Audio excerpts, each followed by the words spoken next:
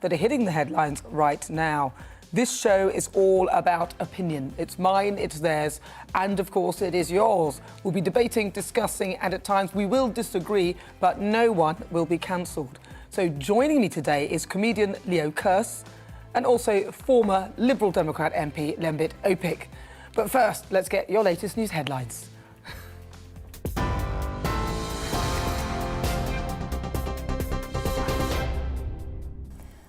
Hello, I'm Karen Roberts. This is your news at 4 o'clock. Demonstrators have occupied a bridge in central London in a show of support for 9 jailed Insulate Britain protesters. They're describing the so-called Highway 9 as political prisoners. The march started outside the High Court and police are now diverting traffic away from Lambeth Bridge. Insulate Britain spokesperson Craig Scudder told GBNews many environmental groups are now backing their campaign. What we're experiencing today is not an Insulate Britain thing. This is, I think, going to be a show of ordinary people from a variety of different environmental groups and backgrounds just coming to push back and rebel. Taxpayers could be liable for up to £335 million after a government-backed bank failed to properly scrutinise collapsed lender Greensill Capital. An MP's report found British business bank checks on the company were woefully inadequate. Former Prime Minister David Cameron was an advisor, and it emerged that he used his position to make dozens of calls to senior government officials, including the Chancellor. He tried to secure funds during the pandemic before the lender's collapse, leading to several investigations. At least 2 people were injured when warning shots were fired during riots in Rotterdam. Water cannon was also used to disperse crowds demonstrating against tighter coronavirus restrictions. The government says it wants to introduce a law that allows businesses to restrict the COVID pass system to those who are fully vaccinated, excluding those who test negative. Meanwhile, thousands of people have been demonstrating against COVID-19 policies in the Austrian capital of Vienna. That's as the country prepares to enter a national lockdown for at least 10 days from Monday. The government says the measures are needed to contain a 4th wave of cases. The RAC is calling for record fuel prices to be slashed to reflect a drop in wholesale costs. The motoring firm is urging retailers to play fair with drivers by reducing the price of a litre of petrol by 6 pence. The failure to pass on savings is costing drivers around an extra £3.50 every time they fill up a typical 55-litre petrol car. The government is a step closer to extending a ban on single-use plastic items like plates, cutlery and polystyrene cups. A public consultation is being launched, while another investigation will look at how to limit other polluting products, such as wet wipes that contain plastic, tobacco filters and sachets. England uses an estimated 1.1 billion single-use plates and 4.25 billion items of single-use cutlery every year. Only 10% is recycled. Chinese state media is reporting that missing tennis player Peng Shuai will make a public appearance soon. She disappeared after accusing a former top government official of sexual assault on social media. Photos have been shared online of the former Wimbledon doubles champion by a state media journalist with the caption, "Happy Weekend." The White House, UN and other tennis players have voiced their concerns. Meanwhile, there's doubt surrounding Novak Djokovic's place at the Australian Open. That's after officials confirmed all players will have to prove that they've been double jabbed to compete in the tournament. The Grand Slam champion has repeatedly refused to disclose his vaccination status. The 34-year-old Serbian has suggested he won't play if the vaccine ruling is enforced. Protesters in Venice claim an increase in motorboats is crowding the canal and polluting the city. Hundreds of people gathered on gondolas to demonstrate against the larger vessels, which they say are damaging the foundations of the city and contributing to flooding. Cruise liners were banned from the Venice Canal earlier this year. That's your news update. I'll be back in half an hour with the latest headlines. Now let's return to Nana Akua.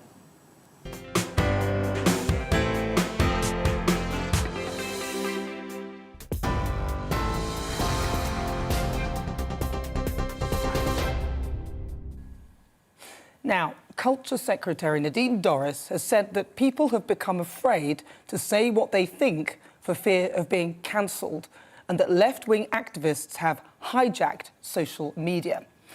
Now, this left-wing activism is sort of like a moral high ground ideology. Followers of it basically paint a picture around the outline as something that you have or haven't said, and then they elaborate on it. Even though the picture that they eventually paint in the end bears no true resemblance to the original outline, they're out for your blood. So ultimately, there's no point in you trying to improve things, because whatever you do or say will be deliberately distorted and then turned into a witch hunt. And examples of this treatment include Professor Kathleen Stock, who made a perfectly valid statement about the importance of biological sex, but her words were distorted to imply that her comments were transphobic and she had to leave her job. The Labour MP Rosie Duffield and billionaire author J.K. Rowling receiving similar treatment, the latter not being invited to a 20-year anniversary event for the Harry Potter films, the very things that made those who are shunning her millionaires. They even tried to have a go at the comedian Dave Chappelle, but on this occasion they'd bitten off a little bit more than they can chew. The justification for these bullies' behaviour? Believing that they hold the moral high ground. So basically, anything goes. But even more sinister than this, though, your social media can be weaponised against you decades later. Let's take the case of Azim Rafiq. He accused the cricketing body where he played of institutionalised racism, which he endured between 2008 and 2018. His experience really tugged at the heartstrings, and I, for one, I know all about that. I was born in the very early part, I know, I don't look that old, of the 70s. I think my family, along with Uncle Tutu, were basically the only black people in Newcastle, where I was born. And most people were wonderful to me and my family, and I was even fostered by a white family for a short period of time. I love Newcastle. The people there are canny. But yes, I've endured racism, which means I go out of my way to ensure I don't inflict this on others. In Mr. Rafiq's case, it now transpired he himself had made anti-Semitic comments on his own social media platform over a decade ago. Now, you can't use historic evidence to convict someone else and then not expect others to attempt to persecute you via the same process. And now text messages are coming out where he allegedly sent some saucy messages to a 16-year-old who apparently claimed she was 17 when he was, I think it was 21. Not that there's anything particularly illegal about that incident, but it did get me thinking.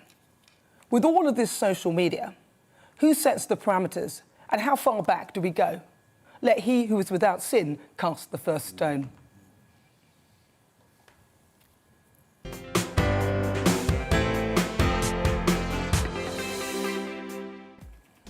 Right, so before we get stuck into the debate, here's what else is coming up today. Should we have centres to process migrants like they do in Greece? The Home Secretary thinks so. Will it help to solve the growing crisis? Nicola Sturgeon admits COVID passports haven't led to vaccine uptake in the 18 to 29-year-olds. So should we go the same way as Austria and make jabs mandatory? And it won't be a royal Christmas for Harry and Meghan because they say Lilibet is too young to go to Sandringham. How much of a snub is that to the Queen? That's coming up in the next hour.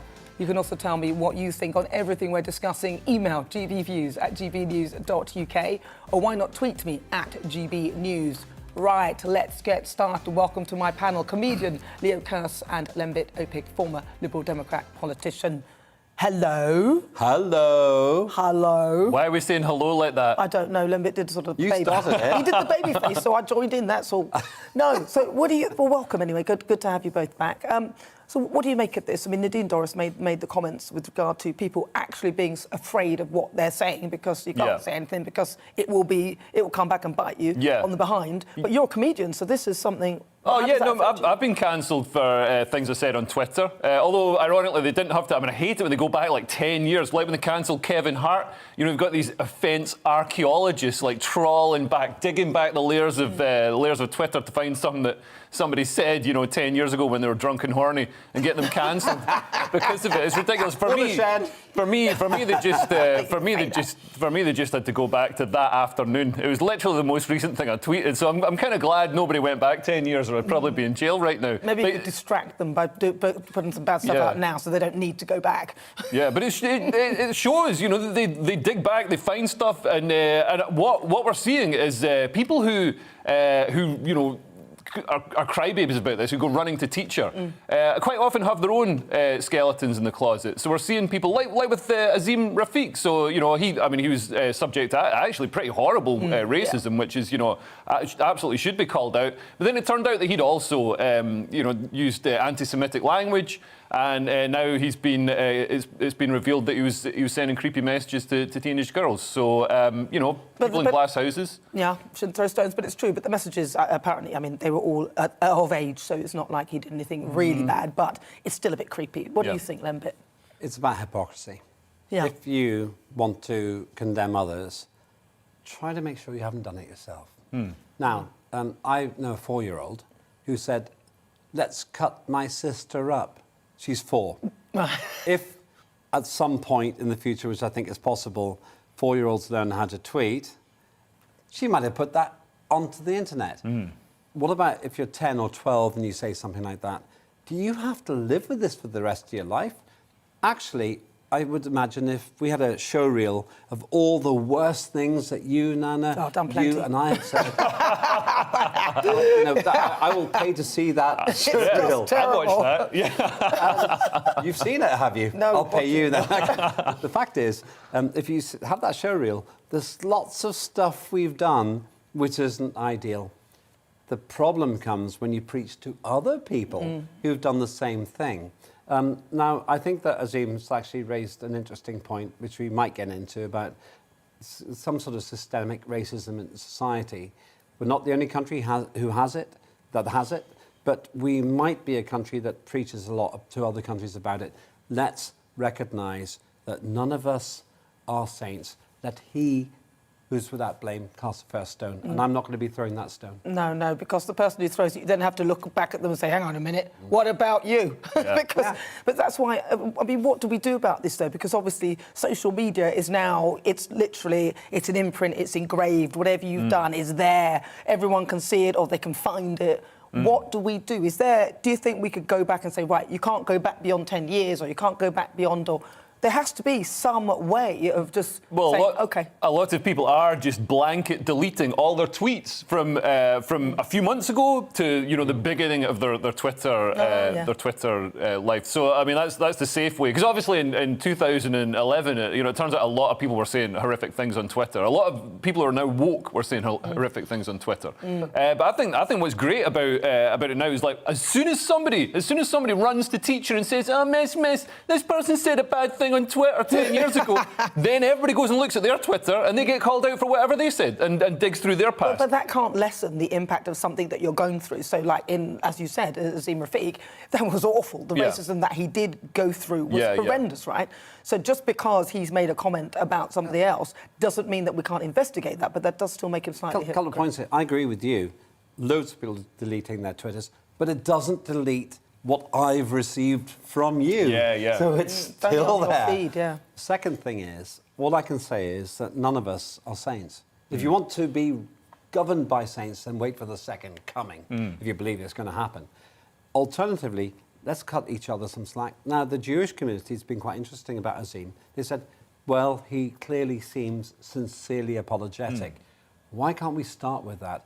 I actually don't believe that any of us have got a perfect clean sheet. Maybe what we should actually be doing is instead trying to engage with what we regard as sinners.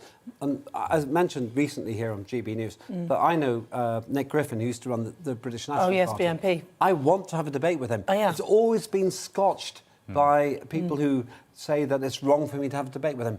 isn't it better that we have the discussion? I'd like to have a chat with him myself as well. I For might different be able reasons, to get Nick. him onto your show. Come on, Nick. Yeah, I would like to have a chat with him, because if we're going to talk about historic things that we have said, then those who said them, if they're genuinely apologetic, should be accountable. And he's actually, changed his view. Can I really? just say that Azim Rafiq, I have to say, his apology seemed extremely sincere, and he acknowledged that, he's probably made some mistakes as well. But I suspect he said that knowing beforehand that that was going to come out. Right. I don't know. I suspect. It's the hubristic attitude. That's the issue. I've actually experienced racism just because my parents from Northern Europe, and I understand why people do it. I hope that I haven't been the same. All I can offer the world is that I won't judge people for things I can't do better myself. What goes wrong is whenever you judge other people for things you've done yourself. And also, when it comes to, you mentioned Dave Chappelle, one of my favourite all-time comedians. He was run down for stuff just because of what he said. And then he's become a bit of a recluse as well, to an extent. And in your profession, Will Franken, one of my all-time favourite comedians, almost as good as you. He basically, almost as good as you, not quite as good. He is completely out there, but he gets tired because he gets rubbished for what he says. How do you put up with that, though? Because you're a comedian. I think, once you let go, once you stop trying to appease the woke crowd, then they can't touch you. They can't touch you. As soon as people apologise and, doff their cap and take the knee to the woke crowd, you've lost the argument. As long as you keep that. Dave Chappelle didn't bow down to them. You can't. He kept going. And he wasn't saying anything horrific. He is a reasonable man. And also, comedians are supposed to play devil's advocate and take, use hyperbole and take, extreme positions for fun. Take a thread of logic and see how far we can stretch it and twist it without it breaking. I did that. I do that all the time. I'm a comedian. I didn't even know. People have got to laugh as well, though. Oh, yeah. Apologise. I'm so sorry for what I said. But I've been in trouble for something that I didn't actually say, but people put bits in the gap and then decided that that's what I meant and distorted the reality. And people take it completely out of context. Deliberately taking it out of context. And I had people sending me messages saying, "Are you sorry for what you said? Have you changed your mind?" Then they'd be really nice, and then I'd say no. Then they'd come back in a horrible way because I hadn't changed my mind. I don't want to go into the details. I know exactly what you're talking about because I saw something that happened to you. I'm not sure if I'm allowed to talk about the details.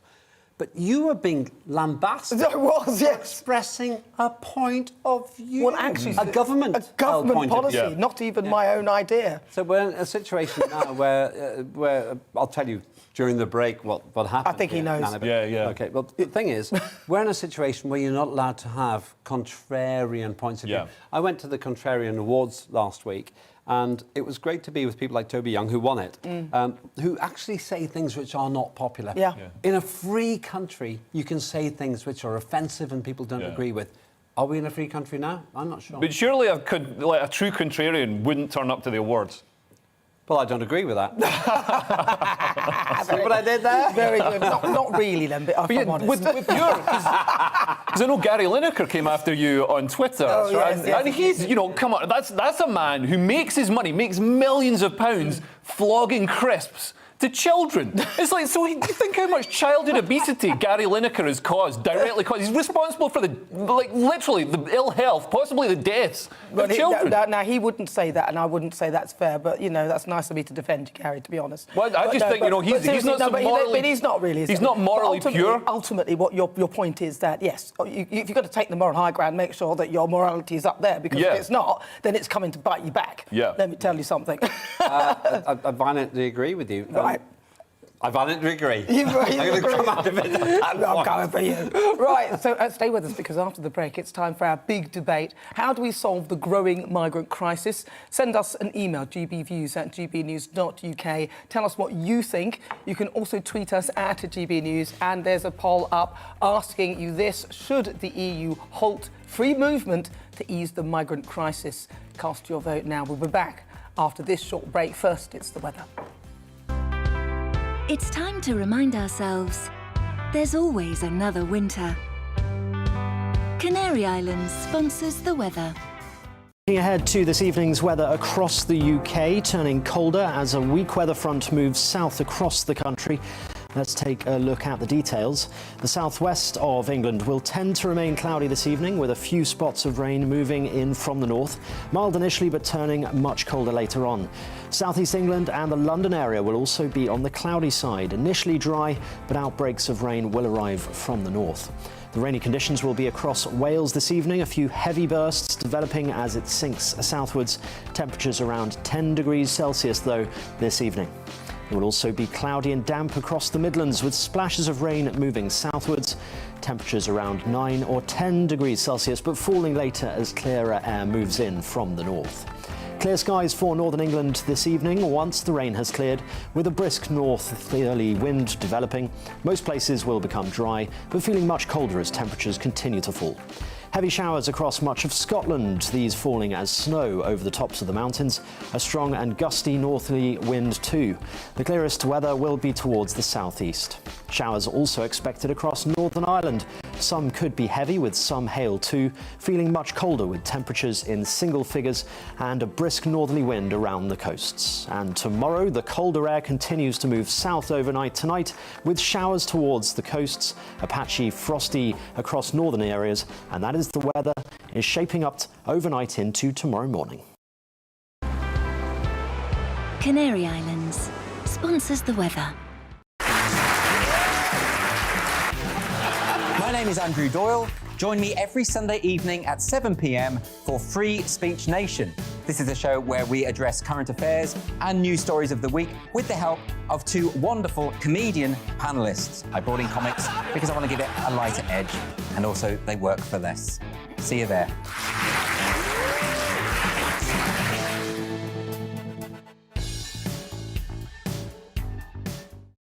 You're watching GB News live across the UK and the world on our digital stream. GB News is Britain's news channel. We are the UK's home of discussion and debate from all perspectives. We are here for you. Don't forget to join our YouTube community by clicking on that subscribe button. And if you want the GB News app, you can click and catch up on programmes anytime. We love to hear from you, so email us. gbviews@gbnews.uk. Thanks for being part of the GB News family. My name is Andrew Doyle. Join me every Sunday evening at 7 p.m. for Free Speech Nation. This is a show where we address current affairs and news stories of the week with the help of two wonderful comedian panellists. I brought in comics because I want to give it a lighter edge, and also they work for less. See you there.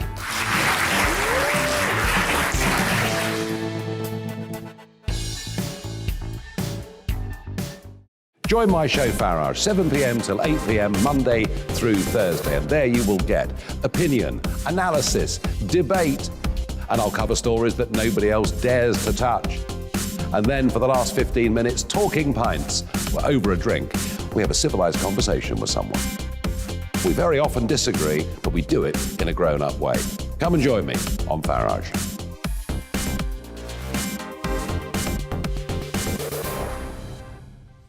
I'm Colin Brazier.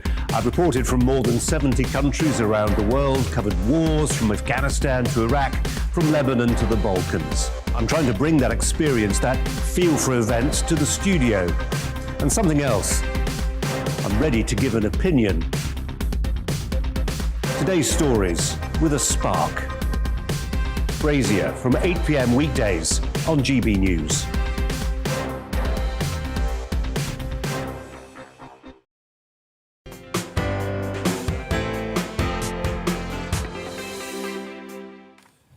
Good afternoon. It's time for our Great British Debate this hour. Now, did you know that twice in the past fortnight, over 1,000 migrants have crossed the Channel in small boats in one day?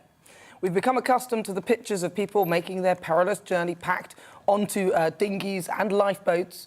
And for the most part, they're crossing through Europe, which has been made easier by Belarus allowing immigrants into Poland.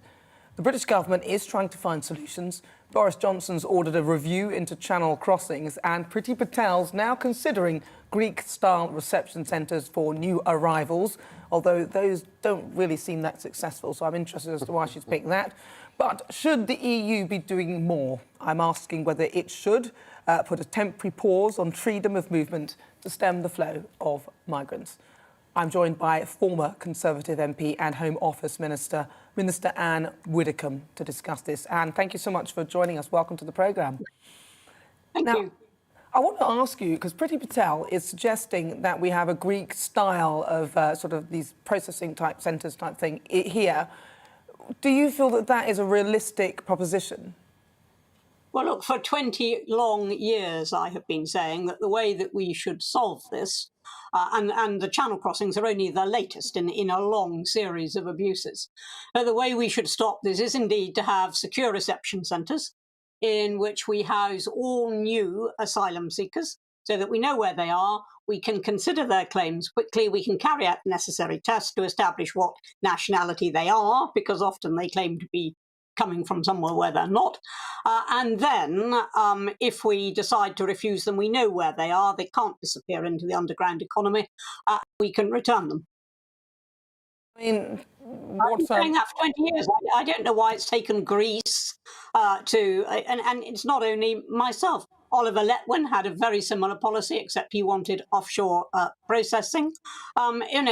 This has been a policy for some time that has never, ever been implemented. Now, why doesn't Priti get on with it instead of talking about Greece, which, as you rightly say, hasn't been too brilliant? She talks a good game, though, but sadly, nothing much seems to be happening. Do you think that, because she's talking about the EU putting a temporary ban on freedom of movement, whether that will have some form of impact?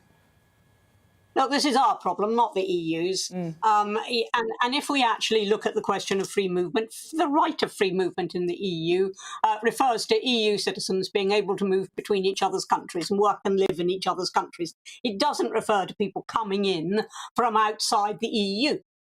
They have to establish a claim to asylum or some other right to be there. I think that really that is a distraction. It's like trying to blame France. Well, France is not terribly, or no, that's not true, but France is not as serious about this as it should be. But the problem is ours. They're landing on our shores, and we've got to devise the answer, not look to everybody else to find it for us. It just seems almost a problem that we don't appear to be able to get a handle on. Now, Anne, I'm going to bring in Lembit, because Lembit is one of my panellists, and he's joining me as well. And he's got a question for you. Good to see you. Hi, Lembit. My parents came to the UK as refugees after World War II, and they were actually essentially held in a migrant centre. It was benign. They didn't feel offended by it. Why do we... This is just... I don't understand this. Why do you think that we now think this is some kind of a bad thing, when actually we did this right after World War II? And as you will know, Lembit, not only after World War II, and by the way, I'm very glad that your parents got here and were safe, but not only after World War II, we had, and probably still have, immigrant reception centres up and down the country where we keep immigrants who've been refused asylum and whom we don't actually trust to leave. And the Red Cross, in my day certainly, the Red Cross regularly inspected those and found that they were, to use your words, perfectly benign. And there's no reason at all, any more than there is with our prisons, to suppose that if you have such centres, that they must necessarily be run in a brutal way. The opposite is true. Children get education, wives get medicine. I don't quite understand what the resistance is about. It doesn't make any sense at all, and it seems perfectly legitimate for us to house people there. But the question is, actually, if we do this, there has to be a limited period of time with which people can be in this centre, though, because it seems to me that people end up in these processing centres, what we have currently, for years. Well, that depends on the next stage. I mean, you're quite right. You could just all be perfectly hopeless if people just stay there. But that depends on the next stage. And the next stage is this: you've processed somebody. If they're genuine, you've then got a real opportunity to give them a proper welcome package to Britain, because you know where they are, you know what's gone on, you know what they need. That's if they're genuine. If they are not genuine, and if we need to send them back, then this is where we need to be a lot firmer about what we do. The only place we can send them back to lawfully is their own country of origin. And you can easily find out somebody's country of origin by the language they speak, by their knowledge of the area they claim to have lived in. You can easily test that. I mean, what did the interrogators do during the Second World War to spies? You know, you can easily test whether somebody's come from where they say they've come. And that's what we've got to do. And then we are entitled to return a country's nationals to them. And unless there is genuine persecution there, which is a different matter altogether, but unless there is genuine persecution, that's what we should do. And it needs will. And yes, in the initial stages, it needs resources. But then as the deterrent message gets out, the need for those resources decreases. But initially, you need the resources. And initially, you need the will. There's no will there. Pretty talks and talks and talks and talks and does nothing. There seems to be some sort of legal framework as well that allows people to repeatedly come back and forth through some legal process and eventually end up staying here. And that's a bit disconcerting as well. I'm going to bring in Leo, and Leo Kearse. He's got a question for you. And do you think that Brexit has backfired slightly, given that, you know, Brexit was partly precipitated by a desire to control our borders, but now that Europe's got no incentive, we're not friends with Europe, we're not in the same club as Europe, France has got no incentive to stop migrants coming across the English Channel, and this is almost precipitated the current illegal immigration crisis. You know, France is just letting them across. They're almost like Belarus to our Poland. But we sent people to help there sorry. as well. First of all, this was going on long before Brexit. We had Sangat, if you remember, where we had hundreds and hundreds of immigrants who were in a safe country, France. They could have applied for asylum there. They instead spent all their time trying to get unlawfully into Britain through the tunnel and other methods. This was going on long before Brexit. What we have now got, which is what we wanted through Brexit, and we have got it, is the right to control entry by visa, the right to determine the terms of those visas, to say how long people can come here, what qualifications they must have, what benefits they are or are not entitled to. We can now do all of that. That is called controlling the borders. Our problem at the moment is with unlawful immigration, which recognises no borders, and we have to deal with it. And we won't deal with it unless Boris and Pretty find a bit of willpower. Well, listen, Anne, thank you so much for joining us. That's Anne Widdecombe, former Conservative Minister. Thank you so much. Thank you so much. Right, so after the break, my panel get their say on the migrant crisis. But first, let's get your latest news headlines.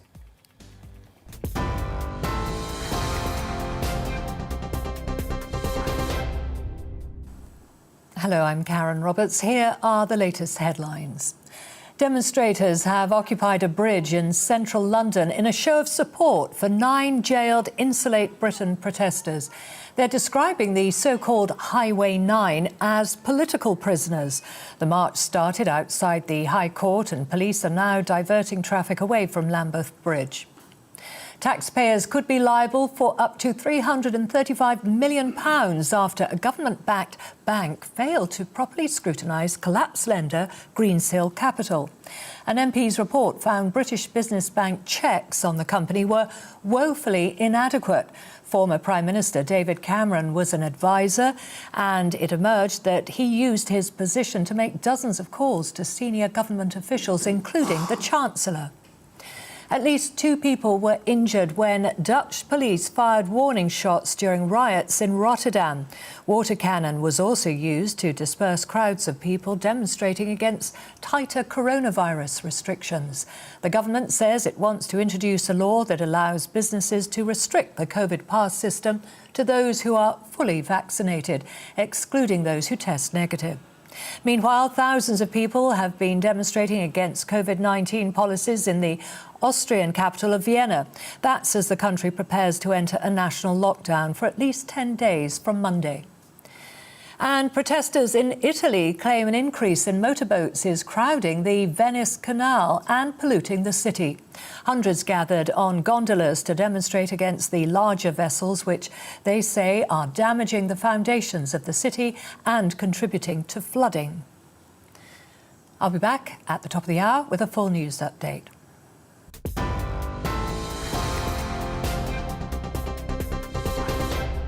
You're watching GB News live across the UK and the world on our digital stream. GB News is Britain's news channel. We are the UK's home of discussion and debate from all perspectives. We are here for you. Don't forget to join our YouTube community by clicking on that subscribe button.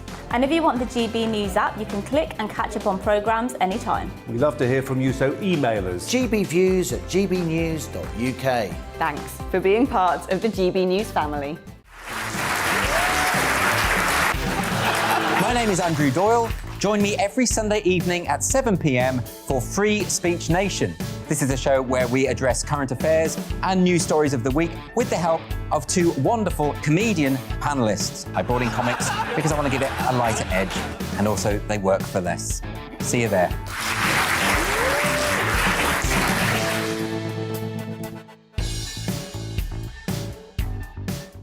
Join my show Farage, 7 p.m. till 8 p.m. Monday through Thursday, and there you will get opinion, analysis, debate, and I'll cover stories that nobody else dares to touch. And then for the last 15 minutes, talking pints. We're over a drink. We have a civilised conversation with someone. We very often disagree, but we do it in a grown-up way. Come and join me on Farage.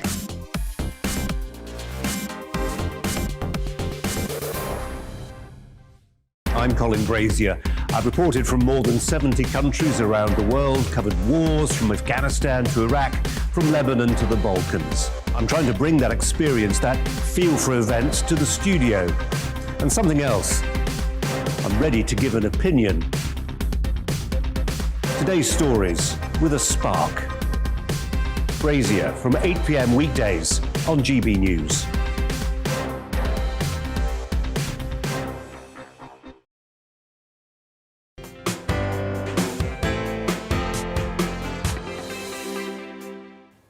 Good afternoon, it's just gone 4:37. This is GB News, I'm Nana Akua. Right, let's get back to our great British debate this hour. Twice in the past fortnight, more than 1,000 migrants have crossed the channel in small boats in a single day. We've become accustomed to pictures of people making the perilous journey packed onto dinghies and lifeboats. And as Belarus is seemingly letting countless migrants into the EU's Schengen zone, I'm asking whether the EU should put a temporary pause on freedom of movement to tackle this crisis. You've heard what my guests had to say. Now let's see what my panel think. So, Lembit, we'll start with you. Yes, we should. We should tell them to stop the Schengen. We should basically, yes, we should basically have checks from country to country until we sort this out. Now, let me declare an interest. My parents were both Estonian. They're part of it's part of the EU. I'm very proud of my background. It's an accident of birth. And Well, you were an accident.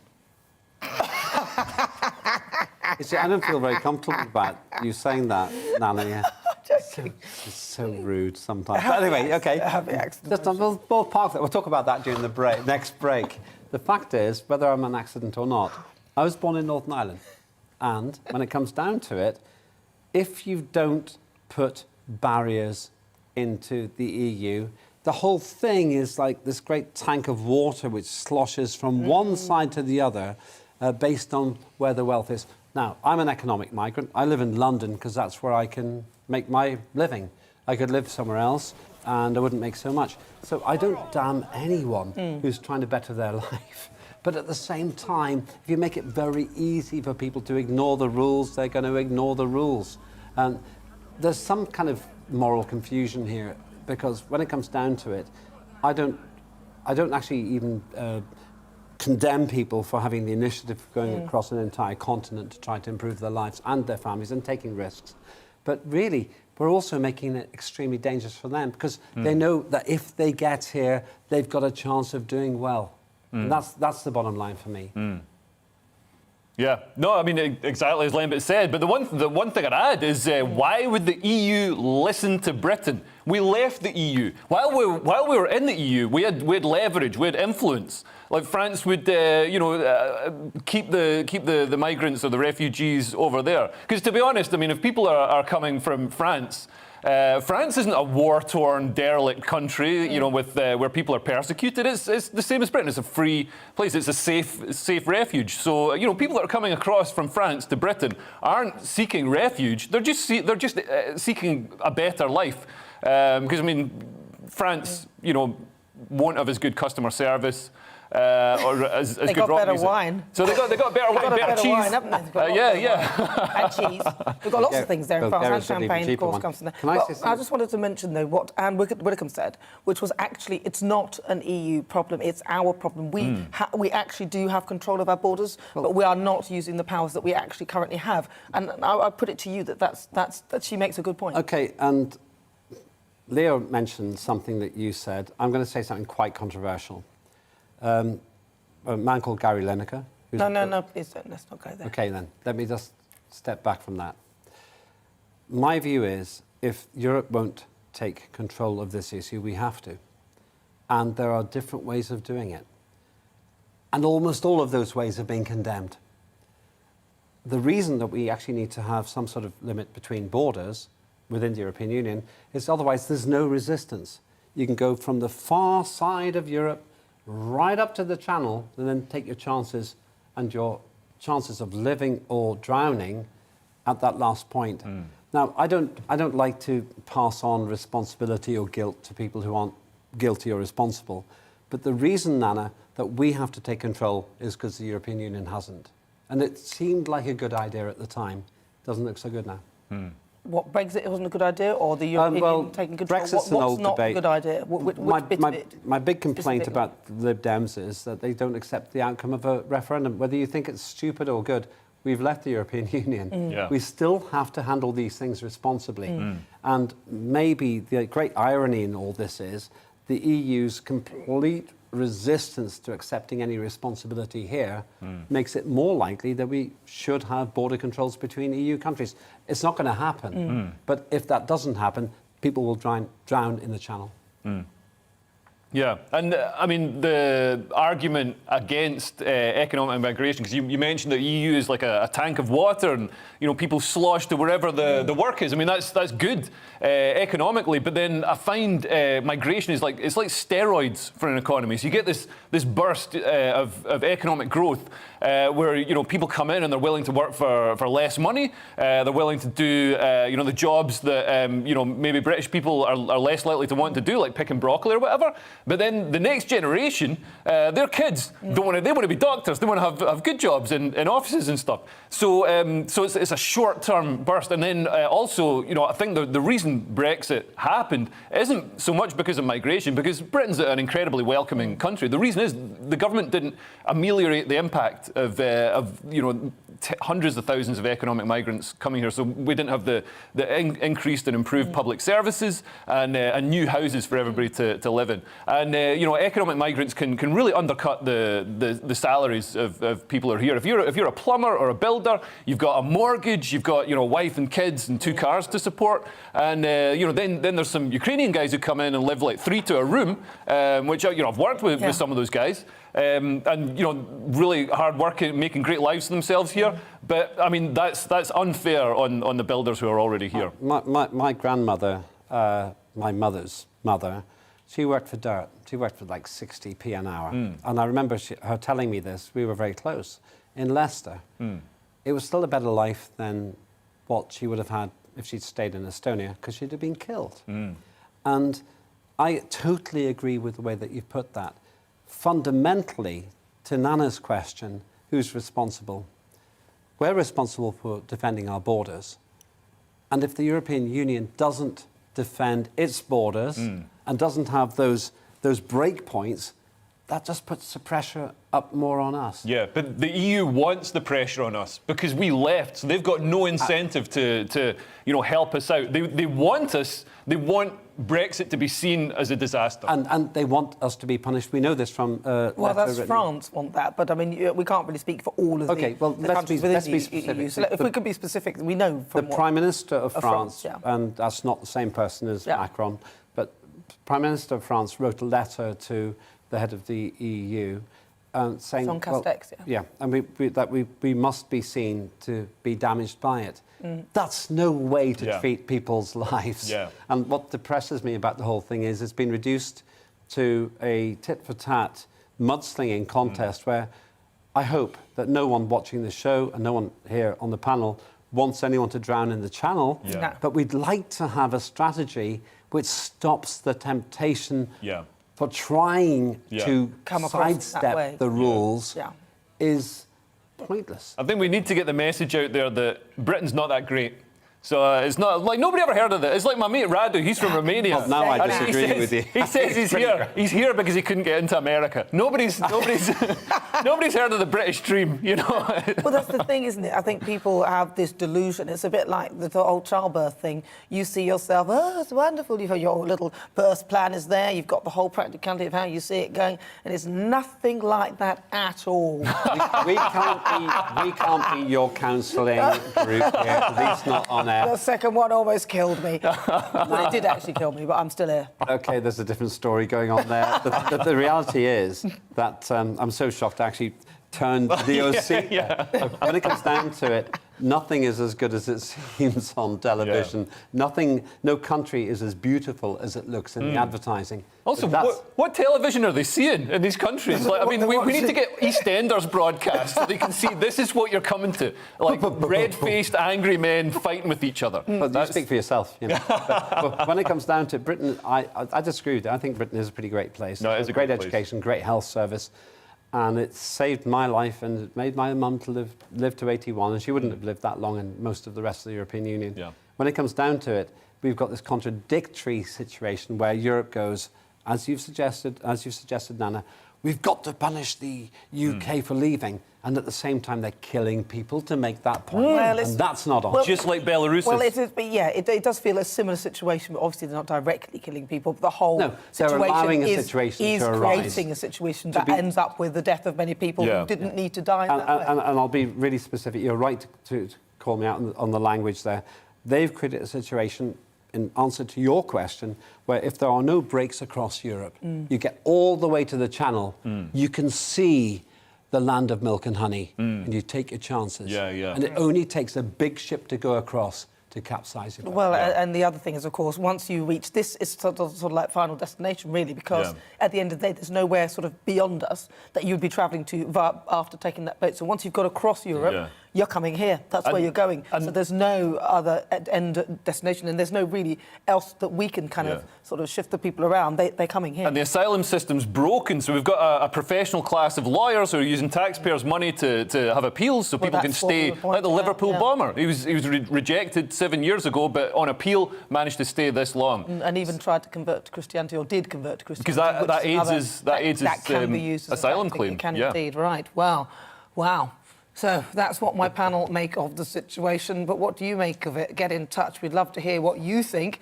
What do you think? What are your thoughts on it? I mean, what should we do? Should we be making tighter controls on our borders? How do we halt this whole huge migration to this country? Over 1,000 people have arrived twice last week, or this week even. Ryan says, why would they? It's 100% in their best interest to move people on in our general direction. Yes, of course, they would tighten up any initial port of call, but we all know where the intended final destinations are, using my exact words, is in general. Don't we, of course? We make it so palpable, don't we? Or palatable. Yes, we do. Adam says the problem isn't movement within Europe, it's illegal movement onto the continent from outside. Cyrus says freedom of movement was to allow EU citizens to live, work and travel within the EU without restrictions, not to allow the mass movement of asylum seekers, economic migrants to do the same. Ben points out that it depends if we ask nicely or call them out for it and then stamp our feet and demand that they do what we want them to do. Actually, no, either way, it's their call, not ours. Samantha says, stop it completely. Samantha. I love it. I know her. Yeah. There's also a poll up on Twitter today throughout the show. Currently, 88% of you say yes, the EU should pause free movement, but it is still early days, so head over to our Twitter site to cast your vote and do that now. Still to come, Meghan and Harry look set to snub Christmas at Sandringham. We'll have a royal roundup, but first, let's get your latest weather. It's time to remind ourselves there's always another winter. Canary Islands sponsors the weather. Ahead to this evening's weather across the UK, turning colder as a weak weather front moves south across the country. Let's take a look at the details. The southwest of England will tend to remain cloudy this evening, with a few spots of rain moving in from the north. Mild initially, but turning much colder later on.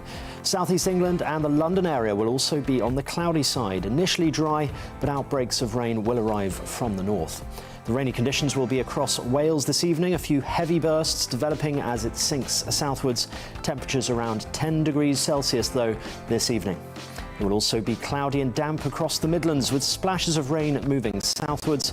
Temperatures around 9 or 10 degrees Celsius, but falling later as clearer air moves in from the north. Clear skies for northern England this evening once the rain has cleared, with a brisk northerly wind developing. Most places will become dry, but feeling much colder as temperatures continue to fall. Heavy showers across much of Scotland, these falling as snow over the tops of the mountains. A strong and gusty northerly wind too. The clearest weather will be towards the southeast. Showers also expected across Northern Ireland. Some could be heavy, with some hail too. Feeling much colder, with temperatures in single figures and a brisk northerly wind around the coasts. And tomorrow, the colder air continues to move south overnight tonight, with showers towards the coasts, a patchy frosty across northern areas, and that is the weather is shaping up overnight into tomorrow morning. Canary Islands sponsors the weather. Join me, Mark White, here on GB News. For more than 2 decades, I've been at the sharp end of reporting crime and security at home and abroad. From the scourge of terrorism to the fight against violent crime and the deepening small boats crisis in the Channel, they're issues you rightly care about, and so do I. As GB News Home and Security Editor, my focus will be on the stories that matter to you. You're watching GB News live across the UK and the world on our digital stream. GB News is Britain's news channel. We are the UK's home of discussion and debate from all perspectives. We are here for you. Don't forget to join our YouTube community by clicking on that subscribe button. And if you want the GB News app, you can click and catch up on programmes anytime. We love to hear from you, so email us. gbviews@gbnews.uk. Thanks for being part of the GB News family. My name is Andrew Doyle. Join me every Sunday evening at 7 p.m. for Free Speech Nation. This is a show where we address current affairs and news stories of the week with the help of 2 wonderful comedian panellists. I brought in comics because I want to give it a lighter edge, and also they work for less. See you there.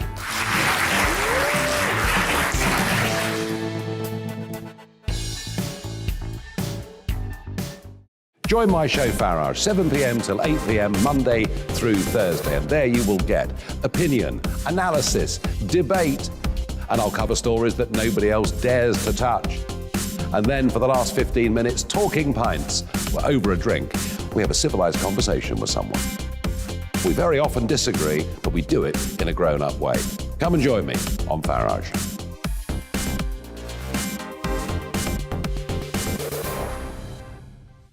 I'm Colin Brazier. I've reported from more than 70 countries around the world, covered wars from Afghanistan to Iraq, from Lebanon to the Balkans. I'm trying to bring that experience, that feel for events, to the studio. And something else. I'm ready to give an opinion. Today's stories with a spark.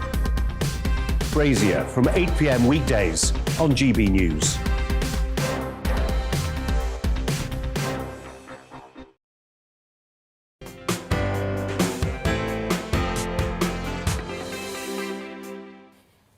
Well, it's rarely a quiet week in the royal household, and this week is no different. It's time for our royal roundup. Now, our Queen is spending her first wedding anniversary without Prince Philip this weekend, but it's hoped that the sadness will be eased by the christening of Princess Eugenie and Zara Tindall's children. The week was made tougher, though, by her grandson Harry, who announced he and Meghan Markle wouldn't be spending Christmas at Sandringham with her. Well, who better to delve into this than former royal correspondent for The Sun and author Charles Ray. He joins me now. Charles, good afternoon. Good afternoon, Nana. Terrible. The Queen is spending her first anniversary without Prince Philip by her side. Yes, it's not a great day for her. I mean, there'll be very emotional for her. Obviously, she had hoped, as we all had hoped, that he would still be around. It's been a tough year for the Queen, obviously, for all sorts of reasons. I mean, you'd think, wouldn't you, with all of this going on, that at least this is the good thing is that she gets to have the christening of Eugenie and Zara's kids, which is wonderful, right? Well, yes. I mean, the christening tomorrow is a double christening, and it's at St George's Chapel at Windsor, which will be a short journey for Her Majesty. And let's hope that she's well and fit enough to turn up. It's a good family event. Eugenie's parents will be there, as will Zara's parents and Mike Tyndall. And the Queen, and young Lucas, who's Zara's son, and August, who's Eugenie's son, they'll be the stars of the show tomorrow. So yeah, it'll be a good day. And the interesting thing is, Prince Charles has just come back from a short visit in the Middle East, and he's bringing back holy water from the River Jordan, and apparently that's going to be used for the christenings tomorrow, which is quite pleasant. Yeah, that's lovely, isn't it? But something that's slightly less pleasant now, we're going to move on to Harry and Meghan. They decided they won't be spending Christmas with the Queen at Sandringham. How much of a snub is this? Well, part of me thinks that many members of the royal family will be doing cartwheels of joy that they won't be there. to be perfectly honest, I mean, Meghan has apparently told people that the reason they're not going is that they would detract from the situation, that they would become the story, which is perfectly true. Whenever they come back, if they ever do come back to the UK, they're going to be the story. There's no doubt about that at all. But I think, given what's been happening, what's happened particularly the last year. It's right that they're not there. What you don't need is the outlaws to turn up and put a dampener over everything. And I've just heard that it's likely the Duke and Duchess of Cambridge, William and Catherine, may be doing a royal tour to North America next year. Might be. Yeah. It's being penciled in.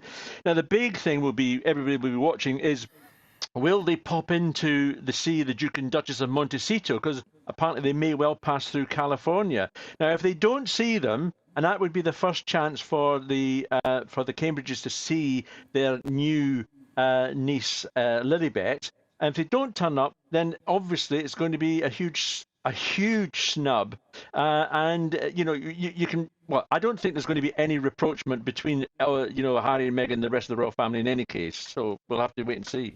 I think if they do go, they're best just doing what the Obamas did and just sort of give them a wide berth, really, and let them get on with whatever it is they're doing, as their sort of popularity is apparently waning in America. I mean, that would be probably right. Yeah. I think you're right. I think the popularity is waning in America, and I think that's one of the reasons why Meghan went on to this Ellen DeGeneres show. And it made, if you don't mind me saying, it made a complete pig's ear of the whole thing. I mean, it was absolutely incredible that she actually agreed to do this. And it just goes to show how desperate she is, given that she was forced to apologise to the High Court over the legal letter that's subject to this court case with the Mail on Sunday. So she turns up on Ellen DeGeneres, who's got a track record of making the guests do silly things, and Meghan lived up to doing the silly things again. I don't think it went down at all well. I found it incredible, Nana, that she remembered in minute detail an incident from 16 years ago where she couldn't get into her Ford car and had to climb in through the boot, and yet couldn't remember that she'd given text and email instructions to one of her aides to cooperate with Finding Freedom. It's just so true, isn't it? I mean, she's just so desperate to try and make herself appear as one of the people, by saying this old car that she used to have. And even her sister spoke about that in Dan Wootton's show and confirmed that it wasn't actually that beat up, the car that she speaks of. Do you think that Harry, though, should be more concerned about the age of his grandmother and actually spending some time with her, though? I have to be honest and say I think Harry is very concerned. I mean, these two had a very, very good relationship. I don't think it's as good as it was, but I think he will be concerned about his grandmother, not only because of her age, 95, but the fact that she's lost her husband, his grandfather. But I think poor old Harry is trapped And I don't mean that to be cruel, about Meghan, but I think he's trapped between the devil and the deep blue. He's got Meghan, it's his wife. Obviously, he's got some loyalty. Well, sorry, not some loyalty, but a lot of loyalty towards her, and quite rightly so. But obviously, he's also got the rest of the royal family, and it's very, very sad to see this great split that we've now seen between Harry and the rest of the royal family. When you think just how close Harry was, with the royal family, and was an integral part, and had earmarked for the future, a big job, I imagine, when William becomes king. Yeah, well, listen, Charles. Ain't going to happen now. Yeah, well, Charles, look, it's really good to speak to you. That's Charles Wren. And you, Nana. Former royal correspondent to The Sun. Thank you so much. I'm Nana Akua. For the next hour, me and my panel will be taking on some of the big topics. Stay with us.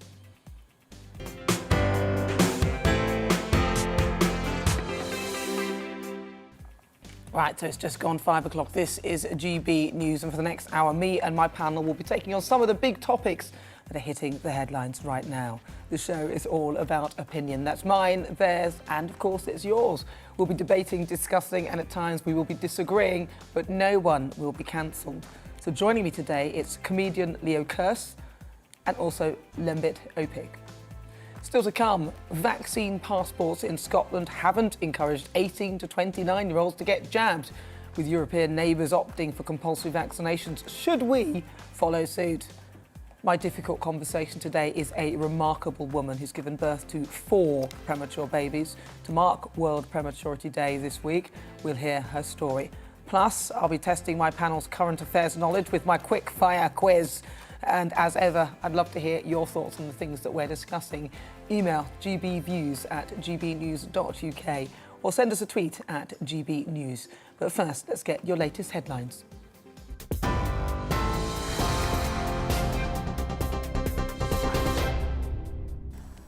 Hello, I'm Karen Roberts. This is your news at 5 o'clock. Demonstrators have occupied a bridge in central London in a show of support for 9 jailed Insulate Britain protesters. They're describing the so-called Highway 9 as political prisoners. The march started outside the High Court and police are now diverting traffic away from Lambeth Bridge. Insulate Britain spokesperson Craig Scudder told GB News many environmental groups are now backing their campaign.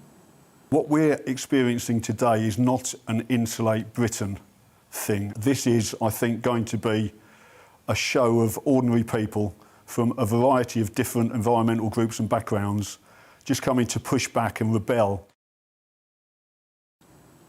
Video has been released purportedly showing missing Chinese tennis player Peng Shuai having dinner with friends.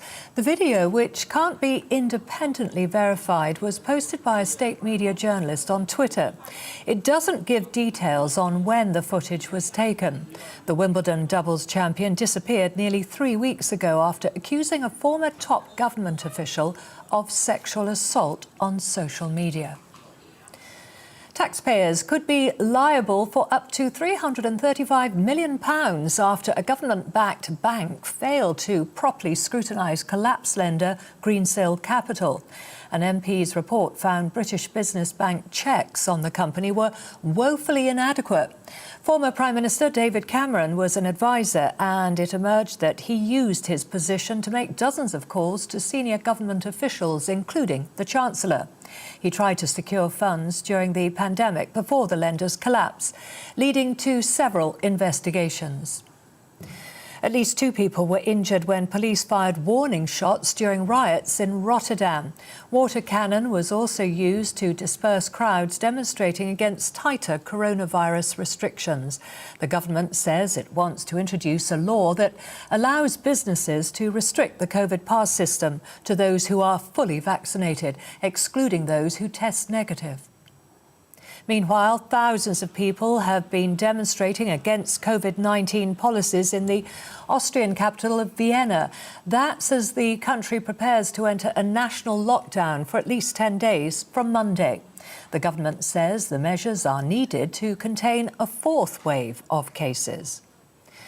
The RAC is calling for record fuel prices to be slashed to reflect a drop in wholesale costs. The motoring firm is urging retailers to play fair with drivers by reducing the price of a litre of petrol by 6 pence. The failure to pass on savings is costing drivers around an extra £3.50 every time they fill up a typical 55-litre petrol car. The government is a step closer to extending a ban on single-use plastic items like plates, cutlery and polystyrene cups. A public consultation is being launched, while another investigation will look at how to limit other polluting products such as wet wipes that contain plastic, tobacco filters and sachets. England uses an estimated 1.1 billion single-use plates and 4.25 billion items of single-use cutlery each year. Only 10% is recycled.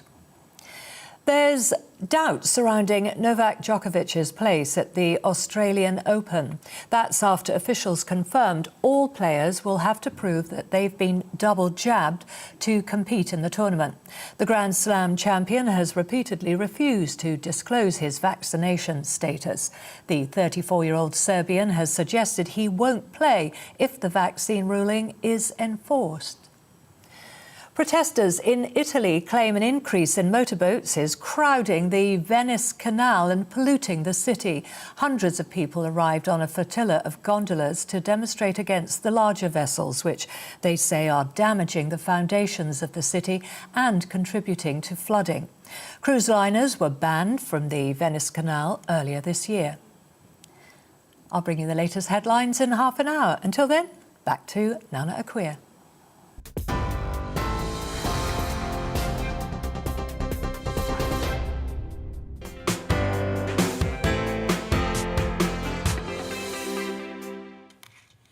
Right, now for my difficult conversation this week, and I'm talking premature births.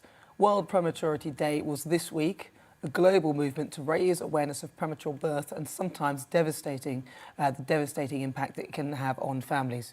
For every 13 babies born in the UK, one baby is born premature. Each neonatal experience will affect families differently, and many of the experiences of neonatal care can go unspoken, from the overwhelming sounds of the ward to discovering how strong your baby is for the first time after watching their fight for life. Now, this is a very important story for me as well, because my little son Ivory was born at 28 weeks and 3 days. There he is now. Basically, I had what was called pre-eclampsia, but it was actually eclampsia with liver failure, kidney failure, all the failures. And that's me with Ivory after he managed to get through the whole breathing mechanisms and everything else like that. And it is literally a step of things and processes that they go through until they reach the full term. So we spent almost 12 years at the neonatal award. So I'm joined now by Marsha Davies, who is the mother of 4 premature children and the founder of Little Miracles, a charity which supports families of unwell infants across the UK. So thank you so much for joining me. I've got to say, I mean, I've been through it once. You've been through it 4 times. Marsha, tell me a little bit about your story. My eldest, she was born only 4 weeks early, so it wasn't anything major, but she caught strep B meningitis whilst on the ward. So she was in intensive care for 3 weeks. Then I had Ben, who was 29 weeks, then followed by Reese, 27 weeks, and my daughter Eleanor at 25 weeks, which that was the most horrendous one of all. That was really touch and go. Now, the thing is with premature babies, and the thing is that what they don't tell you, because you go and you do all the classes and everything, and nobody mentions that, oh, by the way, if it comes out a little bit early, then there's this whole section of the hospital that you may never have seen or never heard of before, and there's this whole experience that you may well have to go through. Nobody mentions any of that. After your first 3 who were premature, were you prepared for the 4th one that was premature? And was there any reason why the babies kept coming out slightly early? No, there's different reasons every time, and mostly my uterus just ruptured. But I think you're right, definitely, in that there's no scope for anyone knowing that neonatal units exist. You don't know until you're actually there and you're thrown into the deep end. With my youngest, the hospital wouldn't actually even tolerate my pregnancy. They said, you're not going to make it, so there's no point in seeing you. And then when she was born at 25 weeks, I mean, I've been there 3 times before, and I think that, I know exactly how this is going to go. And it was a complete different ball game. Whereas the difference when you've got a bit of hope, but I had no hope at all with the 25-week one. I thought, this is it. She's not going to survive. And I think as a parent, that's the most devastating thing you can ever go through. Watching your baby cling to life on life support, knowing there's nothing you can do. Your whole entire life is literally in the hands of the nurses and doctors. They're quite, and the thing is, what people don't realise is those nurses and doctors are quite incredible, and they treat each of those babies like kings and queens. They literally do, and each one is, you wouldn't know that they weren't their children. And one of the things that really fascinated me was the fact that Ivory was so small, but yet he had he had cannulas, 2 in each arm, something in his leg, this, that and the other. I mean, there he was, all of that going on. He had this breathing thing on him, which stayed on him for about 6 or 7 weeks, and he still kept going. If this was me as an adult, I'd be like, oh, just finish me off, I've had enough of this. But they just kept going, and it's so amazing to see them when they actually, they're out there and they survive. When they are premature, though, it's more that your last one was very, very early, right? So that's, and sometimes if it's earlier, sometimes they won't actually give them breathing apparatus and they want to see if they'll survive. Did your youngest end up with any level of disability? Because that's the fear, isn't it? They can keep them alive, but it's how the outcome ultimately.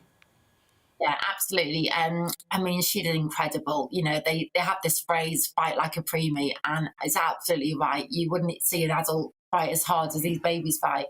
But luckily, the only thing that she has wrong with her is she's got a condition called ROP, so where her the nerves in her eyeballs hadn't attached. So she was £2 in weight, having microsurgery, and her eyesight's really bad. But she never complains. She wears, big, thick glasses, and she even wears them to sleep because she's scared if she wakes up, she can't see. But the lovely thing is, not once does she ever complain about it. And, the fact that that's all that's wrong with her, I'm incredibly grateful. Yeah, and the support that you got, what was that like? I know there's a very important charity, Bliss, who do help a lot. What kind of support did you receive? I think I felt like, the reason why I set up the charity in the first place was because I was sat by her incubator, nothing you can do, and I just found that I didn't feel like there was any support. The nurses were fantastic. They were my biggest support network. And other parents, you become best friends with these absolute strangers because you have something in common. But I didn't feel like there was enough support. And that's why I set the charity, because I thought, what, if I can just help one of the parents, and it snowballed out of necessity.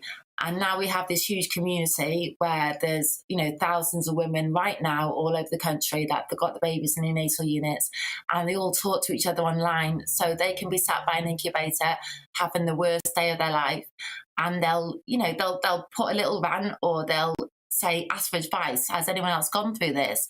And, hundreds of other women will support them and pick them back up on their worst days. And I think that is the best thing for parents right now. If you need help, if you need support, just go and ask for it. It's out there. It's definitely out there. And in terms of now, do you still receive support? Because I know Ivory got a lot of support ongoing for at least a full, solid 2 years. Is that support still ongoing? I think it depends where you are in the country. The NHS is so underfunded, and it's not that people don't try and help, but in certain areas that support is not available. And I think that's the incredible thing about people paying it forward and helping other parents out. But yeah, I just think, no, I feel like the support for the children ongoing is incredible. They constantly have doctor's appointments, paediatricians constantly checking on them, making sure they're hitting the milestones and what have you. But I think the parent support and ongoing, so many parents have PTSD and real issues after having a premature baby, because it's probably the toughest thing they ever go through. But I don't think there's enough support to help them. ongoing. It's almost like once your baby's going home, that's it. The job's done as far as the parent's concerned. You know, you take over and you deal with it, and that's almost, there should be more support there for that. Yeah, it's true. It's traumatising. But then the thing is, you've had 3, and then you went for a 4th, having been through the first 3 experiences, which some parents don't want to ever do that again. If people want to find out more about the charity, and you know, they can get in touch with you, where can they find you? Oh, well, we have our support networks on social media, but we also have a website, www.littlemiracles.org.uk, and they can access everything they need from there. And if we can't help, then we can signpost to other organisations, like you said, as Bliss, which is amazing. Well, listen, Marsha, it's been a pleasure to talk to you. Thank you so much for sharing your story. Thank you. That's Marsha Davis, brave lady, founder of Little Miracles and mum of 4 premature children. Well, coming up is a Great British Debate this hour, and I'm asking, are mandatory COVID vaccines in the UK inevitable? First, it's the weather. It's time to remind ourselves there's always another winter. Canary Islands sponsors the weather. Ahead to this evening's weather across the UK, turning colder as a weak weather front moves south across the country. Let's take a look at the details. The southwest of England will tend to remain cloudy this evening, with a few spots of rain moving in from the north.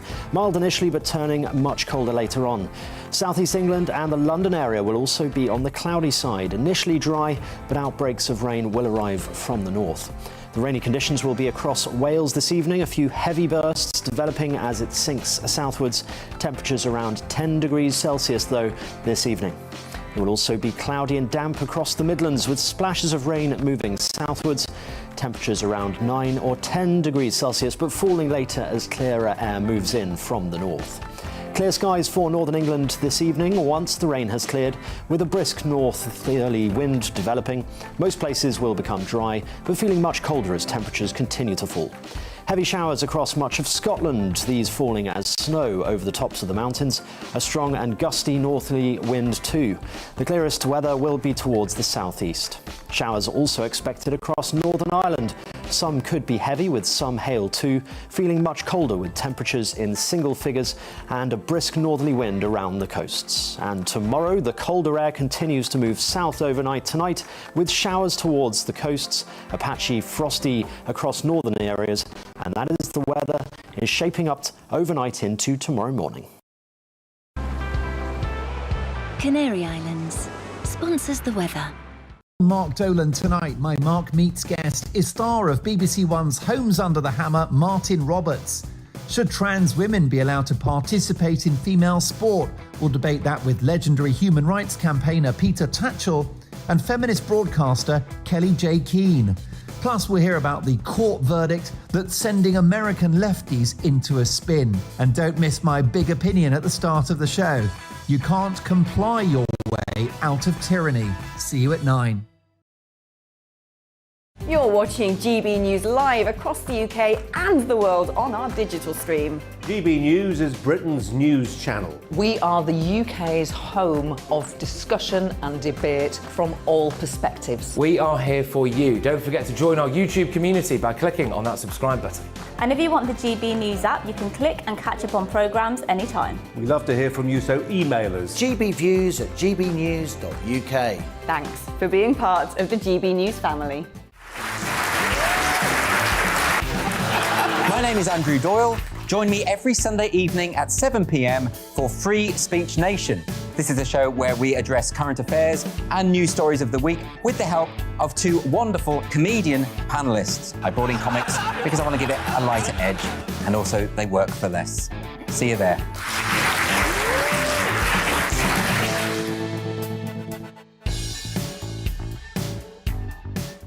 Join my show Farage, 7 p.m. till 8 p.m. Monday through Thursday, and there you will get opinion, analysis, debate, and I'll cover stories that nobody else dares to touch.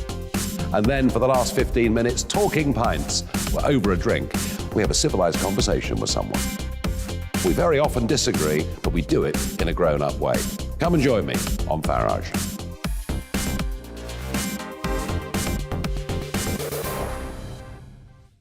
I'm Colin Brazier. I've reported from more than 70 countries around the world, covered wars from Afghanistan to Iraq, from Lebanon to the Balkans. I'm trying to bring that experience, that feel for events, to the studio. And something else. I'm ready to give an opinion. Today's stories with a spark. Brazier from 8 p.m. weekdays on GB News.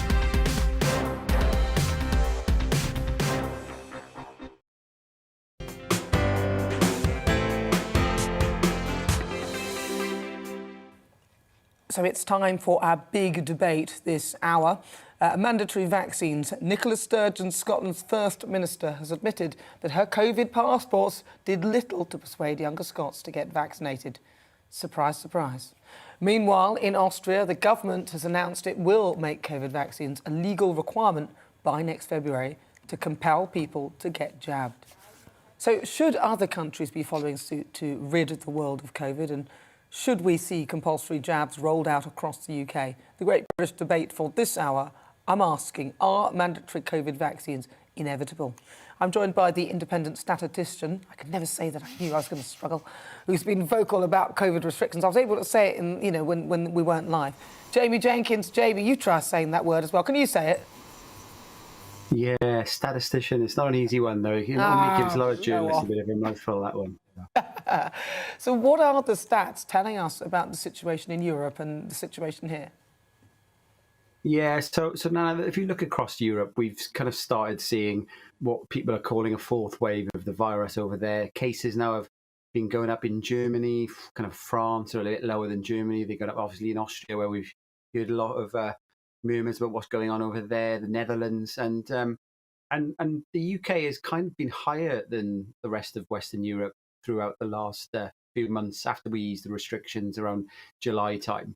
So it could well be that if you look at the UK cases at the moment, they went down a little bit after half term. They start to creep up a little bit at the moment, and it could be just be bouncing along at the moment, whereas Europe's going up quite dramatically now. If you actually look at the vaccination rates as well, so you take the Netherlands, where they've just introduced some kind of more restrictions and some lockdown measures have come in, kind of light lockdown measures compared to the past. They've got a higher percentage of vaccination rates than the UK. And they've got, if you start then looking at, say, Gibraltar is a good example just to look. It's a small country, obviously, it's just off Spain there. But if you look at the data there now, according to their official stats, nearly everybody in Gibraltar has been vaccinated. So, you're talking probably a good test case of 100% of a population that's had 2 doses of a COVID vaccine. And cases are going up there as well. So if you're looking in terms of trying to curb case rises, which is what the main discussion is around at the moment, then I'm not quite sure just the kind of forcing vaccination like they're talking in Austria is going to address that, because you just got to look at the Gibraltar example to see that the similar trend is going up there at the moment as well. So in Gibraltar, if you're saying, because I mean that's what what we're trying to do is avoid people dying. So if 100% or literally of the population are vaccinated, what's the death rate like from COVID? So the death rate, they've got relatively low deaths. I mean, obviously you've got to look at it into kind of some comparison with the death rate per kind of 1,000 people, and it's creeping up a little bit as well in Gibraltar. Because we know that vaccination itself doesn't stop all deaths. When you get a rise in cases, you will get a rise in deaths. It depends on the metric that you're measuring as well, because if it's based on how many people have died with a positive test, when there's more people with COVID in society, you tend to see an increase in kind of deaths overall. So I think the important thing with the vaccine is, if you just take, say, some of the UK data, which I've been looking at, is that so the booster vaccine, which has been kind of being rolled out from the older age groups, starting to go down to some of the younger age groups. I think people over 50 can come forward now. And it is showing that when you've had the booster vaccine, we are seeing a reduction in people kind of catching COVID.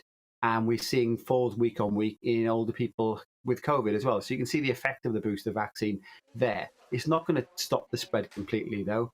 And a really interesting statistic published this week by the ONS actually was people who previously had COVID and have recovered from it. Basically, there's an 80% reduction in them catching COVID again compared to somebody who's never caught COVID. And it's offering a similar protection to people who've actually had 3 doses of the vaccine. So for large parts of the population now who've had COVID in the past, there's a lot of protection for them in the population now. So with the statistics, people keep going on about, oh, well, now most of the people in hospital are those who are vaccinated, not the unvaccinated. And I'm thinking, well, isn't that because most people have been vaccinated? So obviously you're going to get more people who've had the vaccine in hospital. Is that not how that statistic would run, or have I got something wrong with that?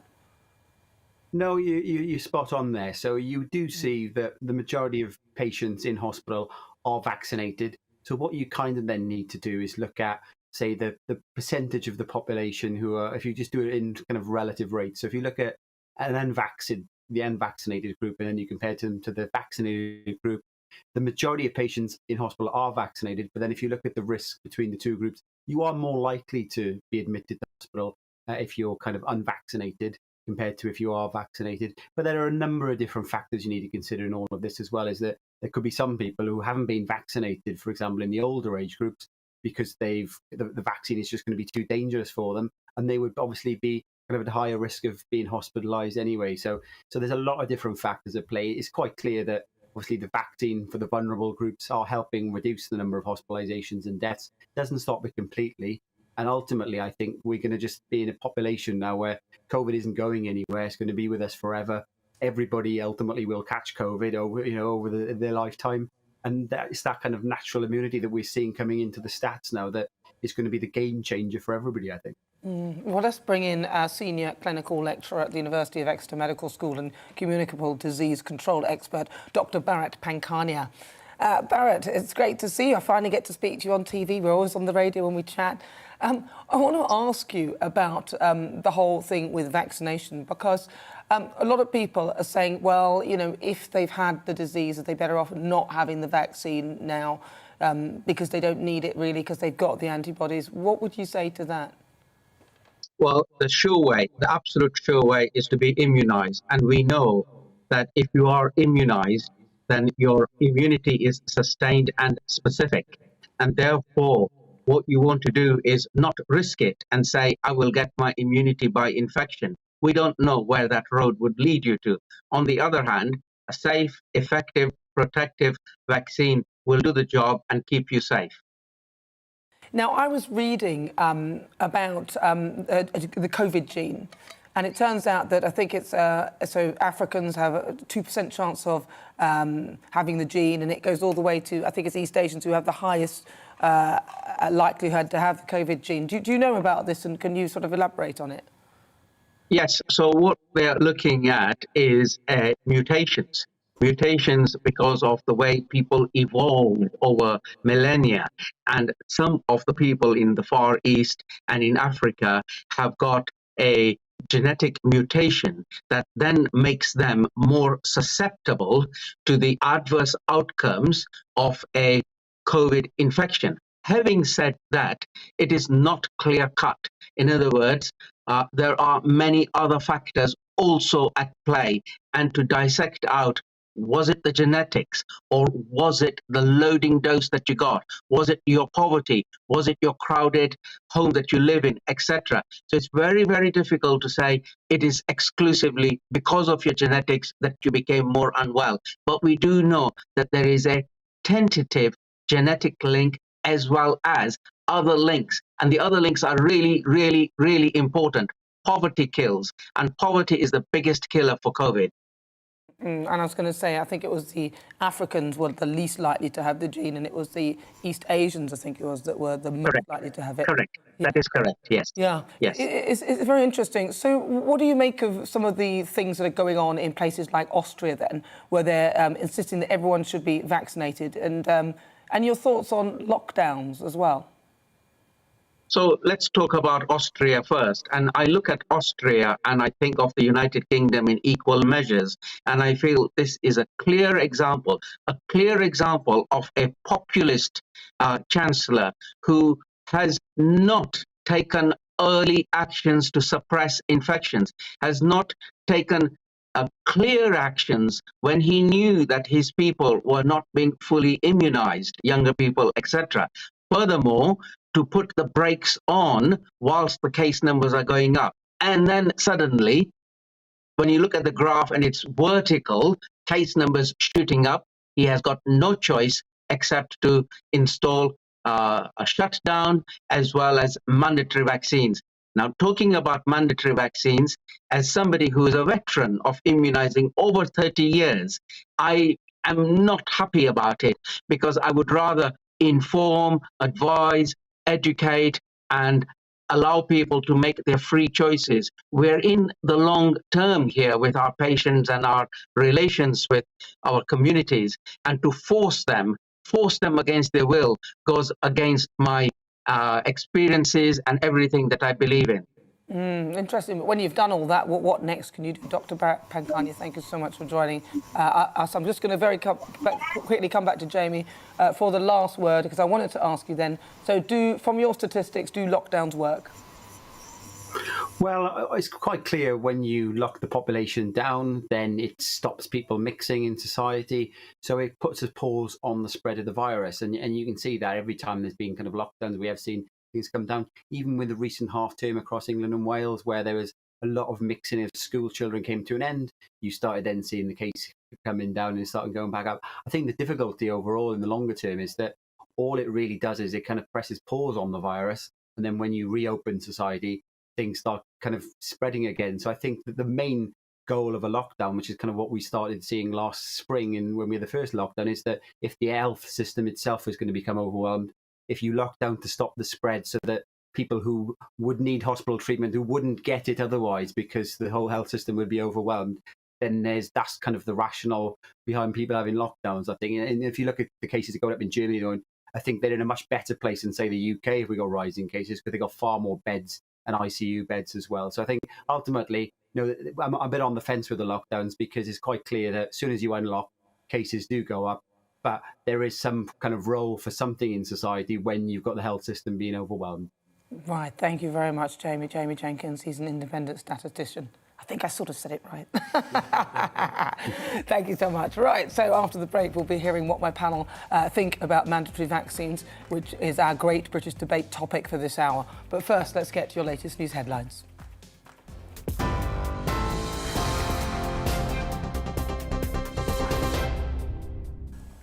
Hello, I'm Karen Roberts. Here are the latest headlines. Demonstrators have occupied a bridge in central London in a show of support for the 9 jailed Insulate Britain protesters. They're describing the so-called Highway 9 as political prisoners. The march started outside the High Court, and police are now diverting traffic away from Lambeth Bridge. Video has been released purportedly showing missing Chinese tennis player Peng Shuai having dinner with friends. The video, which can't be independently verified, was posted by a state media journalist on Twitter. It doesn't give details on when the footage was taken. The Wimbledon doubles champion disappeared nearly 3 weeks ago after accusing a former top government official of sexual assault on social media. At least 2 people were injured when Dutch police fired warning shots during riots in Rotterdam. Water cannon were also used to disperse crowds of people demonstrating against tighter coronavirus restrictions. The government says it wants to introduce a law that allows businesses to restrict the COVID pass system to those who are fully vaccinated, excluding those who test negative. Meanwhile, thousands of people have been demonstrating against COVID-19 policies in the Austrian capital of Vienna. That's as the country prepares to enter a national lockdown for at least 10 days from Monday. And protesters in Italy claim an increase in motorboats is crowding the Venice Canal and polluting the city. Hundreds of people arrived on a flotilla of gondolas to demonstrate against the larger vessels, which they say are damaging the foundations of the city and contributing to flooding. I'll be back at the top of the hour with a full news update.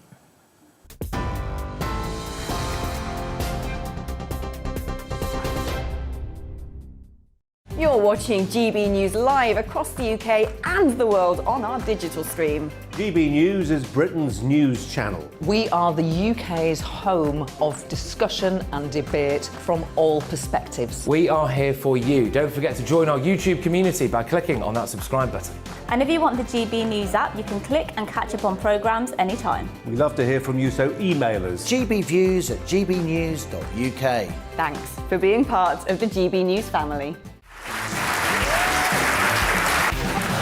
My name is Andrew Doyle. Join me every Sunday evening at 7 p.m. for Free Speech Nation. This is a show where we address current affairs and news stories of the week with the help of two wonderful comedian panellists. I brought in comics because I want to give it a lighter edge, and also they work for less. See you there.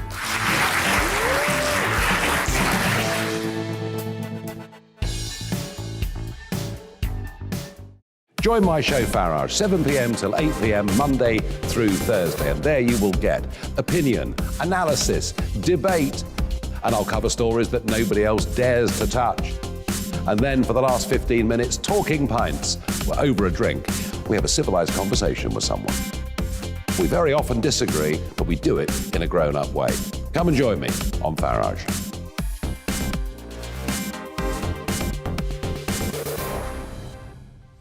I'm Colin Brazier.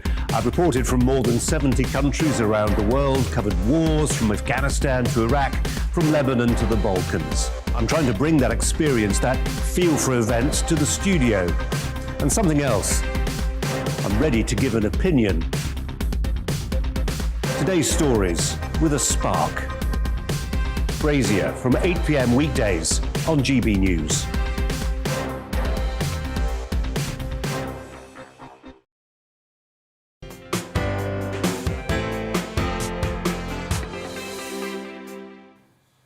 So, good afternoon. If you just joined us, where have you been? Let's get on with our Great British Debate this hour. Nicola Sturgeon, I just can't stand that woman, that's my mum, has effectively admitted that COVID passports don't work as an incentive for younger people to get jabs. Surprise, surprise. And as Austria announces it will make COVID vaccines a legal requirement by next February because of low vaccine uptake. So should other countries be following suit to rid the world of COVID, if that is in fact even possible? I'm asking, are mandatory COVID vaccines inevitable? You've heard what our guests have to say. Now let's hear from my panel. OK, I'm going to start with you, Leo. Yeah, I mean, I think mandatory vaccines, not only is it setting a very dangerous precedent in terms of just bodily autonomy, and decision over what medical procedures happen to you. I mean, like we'd be outraged if this was something, if people were being denied access to abortions or being forced to have sterilizations, but this invasive medical treatment, because it is. It's not. I think you're pushing it. It is. It's invasive. It's a needle going into your body and injecting. No, I think you're pushing it, calling it a medical treatment. It is a medical treatment. It's a vaccine. Yeah, but it's not a treatment, is it? It's just a vaccine. It's preventative medicine. Whatever. It's a medical intervention. It's a medical intervention, and also the pressure to have it makes me not want to have it. Why would if I walked into a car sales room and I said, and the guy's like, no, you've got to get this car. You've got to get this car. You can't walk out here without getting. You're banned from getting any other car. You've got to get this car or you're going to jail. I'd be like, whoa. Well, you know what I mean? It's childish, really. Actually, yeah, that comes across as childish because it's not childish. Because you've told me to do it, I'm not going to do it. But that's psychological reactance. That's what I used to do when I was a child. But then I grew up, Leo. But psychological reactance is a real thing, and I think the government, you can nudge people, like buy me a jet ski or something, but don't force me. Don't send me to jail if I don't get one. But they're saying that it's mandatory if you want to live in society the way that it's meant. What do you think, Lembit? Well, I think I should just wait outside while you sort this out. It's not going to be pretty. I think it wouldn't be pretty. I think that Leo makes terrible, horrible, pathetic examples, but I agree with your argument. I think you make terrible examples. Let me help you here, as a former member of Parliament. My view is for the Lib Dems. And former. Good point, well made. Objection. They don't know whether they're yellow or orange. Well, What colour are they? They're just kind of just washed out now. But that's another thing. My better example of what Leo said would be, why don't we just say you can't eat meat anymore? Because I suspect meat probably doesn't do you that much good, or there should be a certain amount of meat you're allowed. Let's make that mandatory. Then you'll live longer, less likely to get cancer. Let's ban alcohol. Clearly bad for society. To be serious about this, why I agree with what Leo said, is you're setting a precedent here where they can, and you're wrong about this, Nana, they can invade your body by telling you what you have to have in it, and by inference, what you're not allowed to have in it.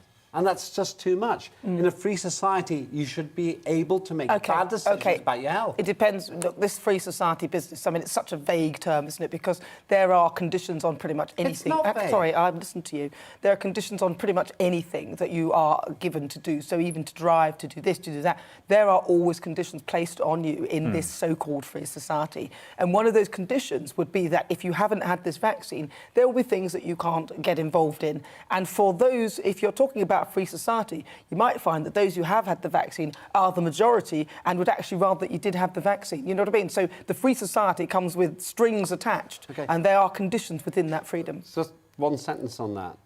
My view is there has to be... You're right, there's a grey area here. You're right, because there's a third-party harm. Right. If I don't take a vaccine, I might kill you.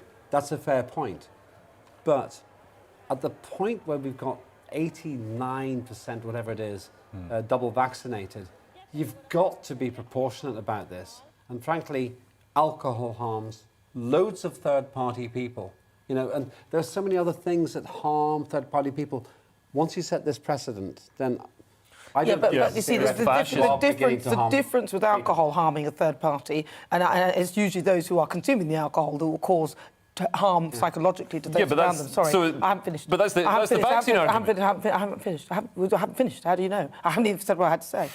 Right. So what I'm saying is that alcohol as a third-party harm isn't really an argument, because COVID is something that is in the air that can really come across anybody at any time. So you could be in a room where someone has had the virus, and then you are there, and you then susceptible. So the idea of the vaccine is to help to reduce the transmissibility of this disease, and that's the idea for third parties. Also, I am suspicious of the incentives of this government. We've seen through Owen Patterson and all the other MPs who are making money from PPE contracts, from roundups, like coronavirus testing contracts. The pharmaceutical companies are making huge profits. There's a huge financial incentive for them to lock down, for them to create rules that they're then going to be able to siphon off taxpayers' money to their cronies and get backhanders. I don't buy that. No, it's happened. No, but Owen Patterson. But COVID is Oh, it's literally happened. No, I'm not saying. It happened. Leo, I'm not. Number one story in the papers. Leo, I'm not saying that it didn't happen.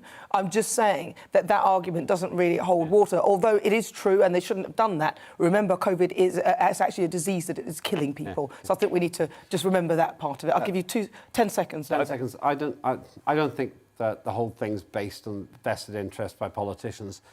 My concern is freedom. And it's the point you yourself made.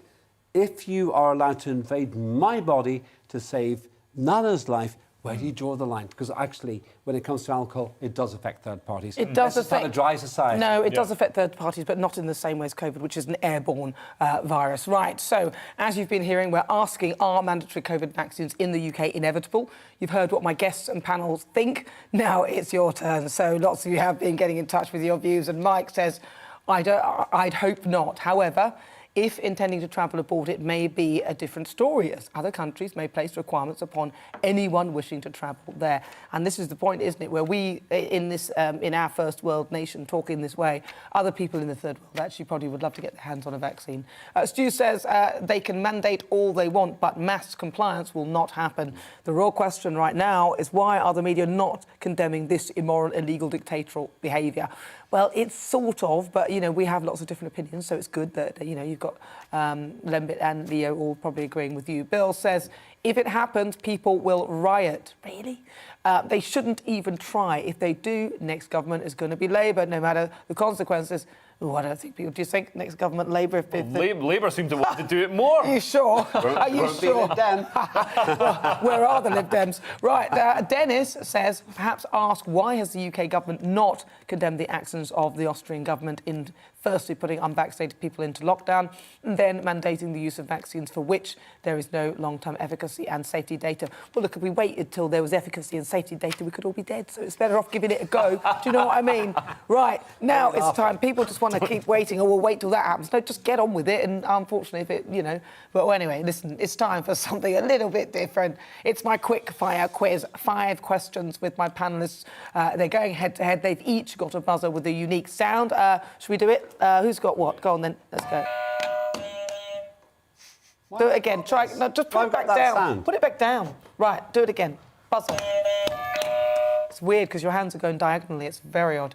Right.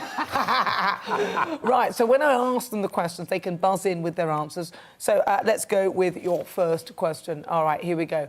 What has designer Dame Zandra Rhodes created this week? Is it A, designer dog shoes, B, designer tea cosy, or C, designer toilet seats? Oh, I don't know whose hand was there. That was me. Oh, go on then. Is it designer toilet seats? Is it designer toilet seats? I saw a really cool one that was see-through and had seashells in it. That is correct. Designer Dame Zandra Rhodes, whose clients range from pop stars to royalty, created this toilet seat for WaterAid to alleviate the status of the loo. See, it was a project they were doing because, according to WaterAid, 1 in 5 people globally don't have access to decent toilets in their homes, which compromises their safety and dignity. So to raise awareness and a ranking and a bunch of creative types designed an array of artistic toilet seats. There you go.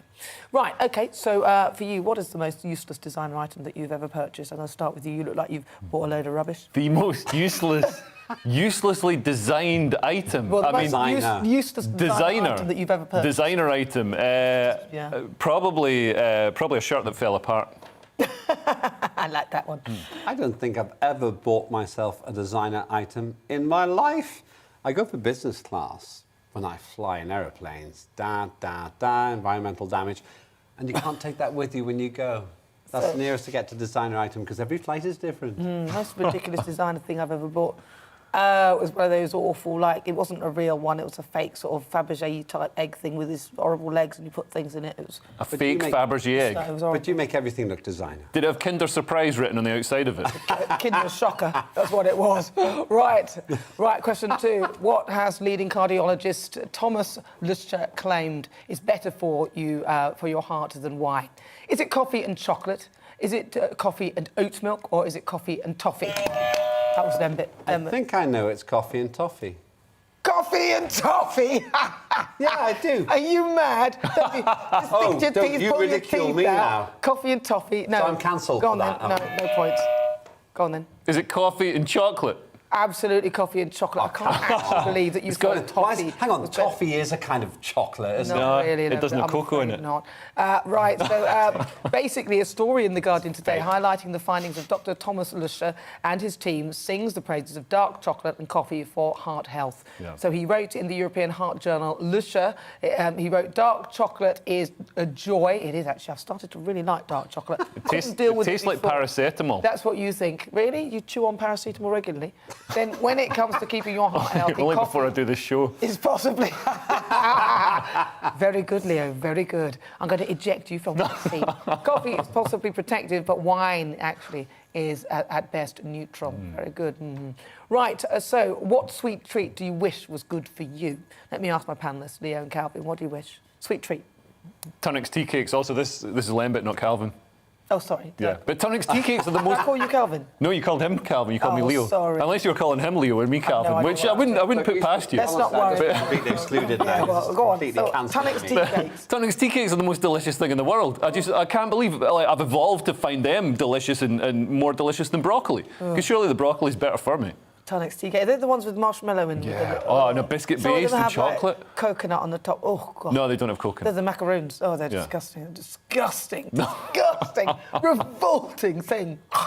Lambert. My tasty treat is actually Tato cheese and onion crisps, the original and best from Northern Ireland. It's a salty, but I don't do sugar. That's fair enough. You're sweet enough, Lambert. You're sweet enough. Yeah. Right, a simple true or false question now. Lobsters have feelings. True. You must wait till I've completed the questions. I'm going to have to throw it over. You're just guessing. He's guessing. I'm not guessing. I just put that rule in just now. You have to wait till I've completed the question, so you'll have to rod it over to Lambert. Lambert, true or false? True. Very good, yes. Sorry. After the event, yeah. So sorry about that. What would you have said anyway? False? Well, no. Well, I would have said false, but basically, because he kind of got it right and you stopped him, I went true. A politician, what do you expect? Exactly. Right, so the Independent report today, it says that experts from the London School of Economics concluded that there is strong scientific evidence that crustaceans and cephalopods, molluscs, Oh, sentient mollusks. I knew there was just too many letters in there. That includes octopuses, crabs and lobsters. This now means that boiling of live lobsters should be banned. It could be banned if ministers act on the report, which has found crustaceans do, in fact, have feelings. Well, of course they do.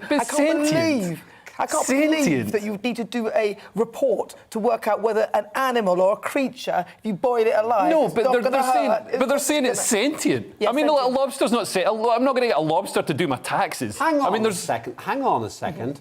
There was an octopus, I think, in Germany. Taxes don't make it correctly predicted the outcome of the World Cup, Football World Cup. That's like flipping a coin and saying the coin predicted it. We need to come back to what you've just said about sentient. Why did you think that? What's that got to do with tax? Well, they're saying lobsters are intelligent. I mean, I think there's grades of intelligence. I think they're barely even at Guardian reader level. Well, I bet they can swim. I bet they know how to swim better than you and underwater. Well, I'm better at walking on land. Well, I don't know. You can jump higher. They're quite quick, though, aren't they? Now, listen. Do you think that boiling live lobsters should be banned? I do actually. It's disgusting. I eat meat, but less so, and I'm conflicted by it because, on the one hand, if we don't eat those animals, they probably wouldn't exist in the first place. On the other hand, with sea life, we take them from the wild. I'm going to carry on eating seafood. I am going to do that because at the end of the day, we're part of the food chain. Yeah. But you don't need to boil them, do you? Well, I think lobsters should be executed by firing squad. But there'd be nothing left, though, would there? Well, actually, you could shoot them in the upper part, the thorax, and leave the tail. You're really trawling for it. That's really awful. What an awful thing. Awful. We'll take that back. He's only joking. That's awful. Is he? Right. Is he? No, is he? Well, you'd have to be a pretty good shot. Now, to the nearest billion, how many nappies are thrown away every year? Closest answer wins the point. Go on then, Leo, first. What? 13 billion. 13 billion. Lembit. I just want to do that. 9.2 billion. 9.2 billion. Well, I can say that unfortunately, you're the closest one. Actually, 165 billion nappies are thrown away every year. In the UK? And they are very, very hard to recycle. In the world of the UK, you didn't specify. No, well, it doesn't make any difference anyway. Of course it makes a difference. Well, I'll find out. What is it, in the world or the UK? I think it must be the world. It's the world. It's in the world, actually. I thought you meant the UK. I thought you meant in Dumfries. Well, you still would have lost because you weren't the nearest anyway. So, look. I just can't believe this. So, listen, whilst discussions of single-use plastics tend to be dominated by plastic straws and bags, disposable nappies are actually one of the biggest contributors to plastic waste globally, and they are typically made from several types of plastic. The average baby will get through around about 6,000 nappies by the time they're potty trained. Every year, an estimated 167 billion disposable nappies are produced, requiring 248.5 million barrels of crude oil.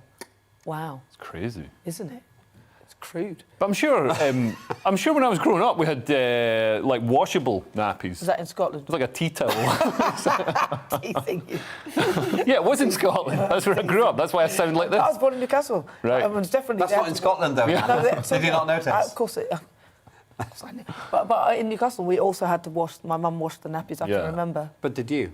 Did I wash You've got nappies? children. Did you wash the nappies of your children? Don't be so ridiculous. Did you wash the nappies of your kids? No, of course not. Because it's so convenient. That's we need the to thing. do something. We throw away our mobile phones, we throw away our cars. Yeah. We're a throwaway society. I don't get through 6,000 mobile phones like a baby does. And the other thing is, but the other consideration is they use a lot of water to wash the recyclable ones as well. So even that is not, an answer. I've got no issue with disposable nappies, but they should decompose quickly. That's the point.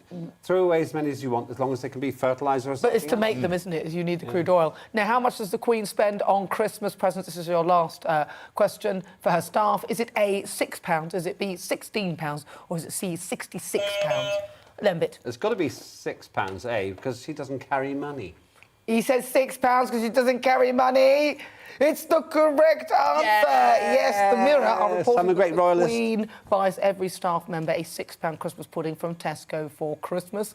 And every year, 1,500 staff members are reportedly given the same festive gifts, although the annual ceremony was cancelled last year due to the coronavirus restrictions. I hope she still bought the cake, though. Do you know what I mean?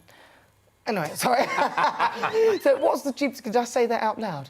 What was the cheapest gift that you've ever received at Christmas? I don't know, because you don't know how much it cost. What do you think? My mum got me a placemat once, which was a bizarre present, like a plastic placemat to eat your dinner off. Oh dear. The cheapest and the most valuable gift was the same thing. The love of my daughter, Selena, who thinks I look very flat when I'm on television with you, Nana. Well, that's fair enough, isn't it? I mean, I understand. Do you know, the cheapest gift I ever got for Christmas was nothing. I got nothing. The year before last, I got nothing because I didn't have a boyfriend. From anybody? No, because... Have you ever considered being nicer to people so that you... Well, no, do you know, I actually told people not to buy me anything. I said, I've got everything, but I didn't really mean it. You said, no, I don't want anything. But actually, last year, I happened to get myself a boyfriend just like in sort of just the beginning of December, or sort of like end of November, beginning of December. You know who you are? You bought me that nice Yves Saint Laurent coat. It's very nice. And then you slung him. It's Ralph Lauren, actually. Then you chucked him out in January. No, February.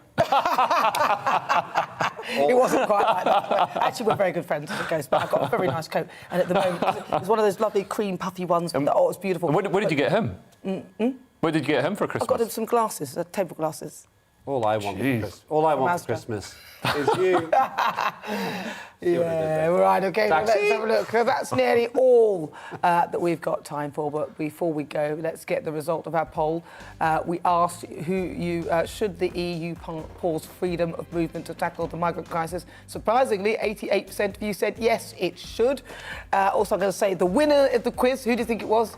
It was Leo. Leo scores on the door. 3-2. Undisputed. We need to keep adding up the scores now, see who becomes the overall winner. He's not happy. Lembit is not happy at all. I want to recount. You want to recount? OK, one. Didn't work for me in the election. No. Right, well, I've got to say thank you so much to my amazing panel, Leo Kearse and also Lembit Opik. And also thank you so much to you for joining me today. I'm back tomorrow at 4 o'clock. I'll see you then. Take care. But first, there's the weather.